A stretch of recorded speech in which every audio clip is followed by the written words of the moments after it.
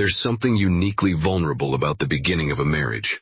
You're building a new life together, creating a home, establishing routines. Your guard is down. You're focused on love, on the future, on all the beautiful possibilities ahead. You're not thinking about what might already be waiting in that future, what might be watching from the shadows of your new home. This is the story of Michael and Sarah Chen. They were married in the spring of 2019 in Portland, Oregon. They'd been saving for years and had finally scraped together enough for a down payment on their first house. It was a beautiful old Craftsman built in 1924. Original hardwood floors, built-in bookcases, large windows that let in streams of afternoon light. It needed work, sure, but it was theirs. Their first real home. The first incident happened 3 days after they moved in. Sarah was alone in the house, unpacking in the kitchen, when she heard footsteps upstairs. Not quiet footsteps. Heavy, deliberate steps crossing the floor of the master bedroom directly above her head. She called out, thinking maybe Michael had come home early. No answer. She forced herself to go upstairs. The bedroom was empty. All the windows were closed and locked. She convinced herself it was the house settling, old wood contracting. But the footsteps came back. They came back that night while they were both downstairs. They came back 2 days later while Sarah was in the shower. Always the same pattern. Heavy, measured steps crossing the master bedroom. Always when at least one of them was home. Never when the house was empty. It was as if whatever was making those sounds wanted to be heard. By the end of the first month, they'd stopped talking about it. They'd exchange glances when the footsteps started, but they didn't discuss it. To discuss it would be to admit that something was fundamentally wrong with their dream home. Then the dream started. Sarah would wake in the middle of the night with the overwhelming sensation that someone was standing at the foot of the bed watching her. She couldn't see anyone, but the feeling was so powerful that she couldn't move. She would lie there, paralyzed, staring into the darkness. When she told Michael about it, he didn't tell her that he'd been having the same dreams. That he'd been waking up at 3:17 a.m., the exact same time every night, with that same crushing sense of being observed. He thought if he said nothing, the dreams would stop. He was wrong. By their third month in the house, neither of them was sleeping well. They were exhausted, irritable, snapping at each other over small things. And the activity in the house was escalating. It was Sarah who first saw the figure. She'd gotten up in the middle of the night for water. Walking down the hallway, she saw it. Standing in the doorway of their office, silhouetted against the faint streetlight, was the shape of a man. Tall, thin, perfectly still. She stopped, her breath caught. For a moment she thought it was Michael. But then she heard Michael behind her, his voice thick with sleep, asking if she was okay. She turned to look at him for just a second, and when she looked back, the doorway was empty. 3 nights later, Michael saw it too.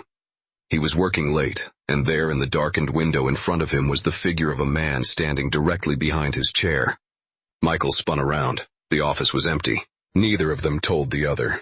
They were both protecting each other from the same horrifying truth. If you're enjoying this story and want to hear more accounts of the unexplained, make sure to subscribe to Whispers Beyond. We share new stories of the supernatural every week, and your support helps us continue to bring you these deeply unsettling true accounts. The breaking point came in early October. They were having dinner when the footsteps started above them. Then they heard something new. A dragging sound. Something heavy being pulled across the floor. Then, with a crash that shook the light fixture above their table, something heavy hit the floor. They both ran upstairs. The bedroom was exactly as they'd left it. Nothing was overturned. Nothing was out of place. But the room felt different. The air was cold, and it had a smell, metallic and stale. That night they finally talked.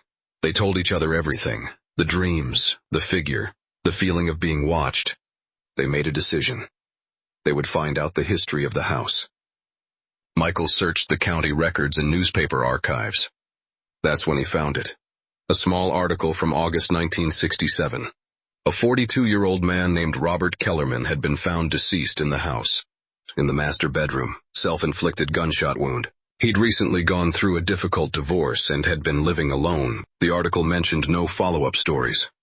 Just that single announcement of a tragic and lonely death. They didn't sleep that night. They lay in bed, in the room where Robert Kellerman had taken his own life, aware of every sound. and at 3:17 a.m. they both felt it. The temperature dropped. They could see their breath. And at the foot of the bed they saw him. The figure was clearer now.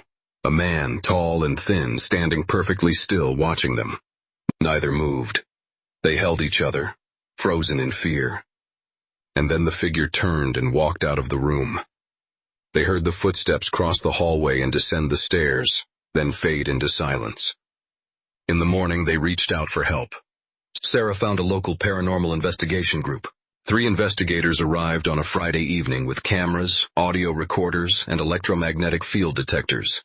They set up equipment throughout the house and waited. Hours passed. Nothing happened.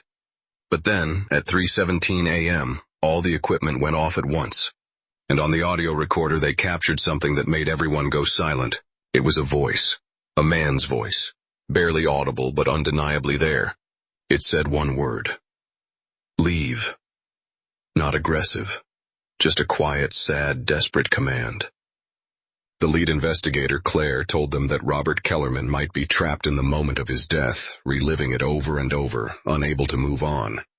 Their presence, their happiness, might be a painful reminder of everything he'd lost. Before she left, Claire told Sarah that some spirits don't know how to let go.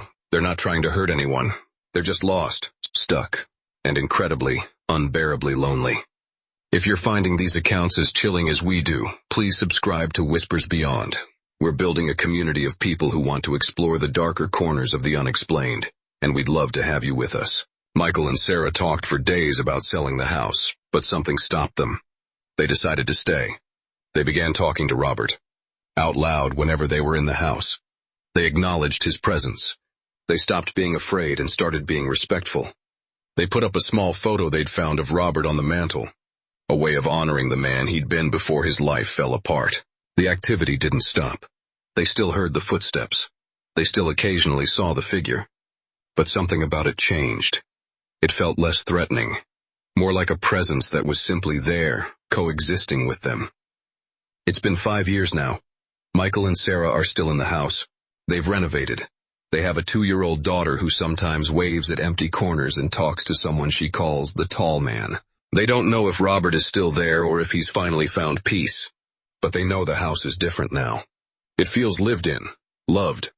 Maybe that's all it needed. Maybe that's all Robert needed. To know that the place where he ended his life could still be a home. The story of Michael and Sarah Chen is about fear, yes.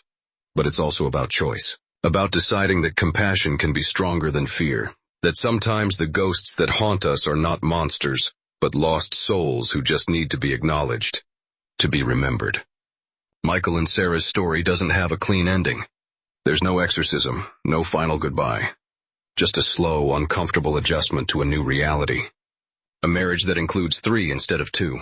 They've made peace with it because they had to. Because the alternative was to let fear destroy the life they were trying to build. And maybe that's the real horror. Not the ghost itself, but the realization that some things can't be fixed. Can't be escaped. Can only be endured.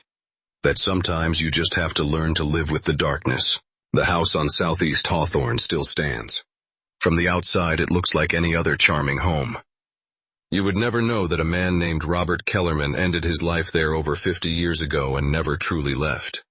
You would never know that the family who lives there now has learned to say good morning to a ghost. But they know, and on some nights when the air grows cold and the footsteps start above their heads, they're reminded that some presences are permanent, that some hauntings don't end. They just become part of the story of the house, part of the foundation, part of the family. And that perhaps is the most unsettling truth of all.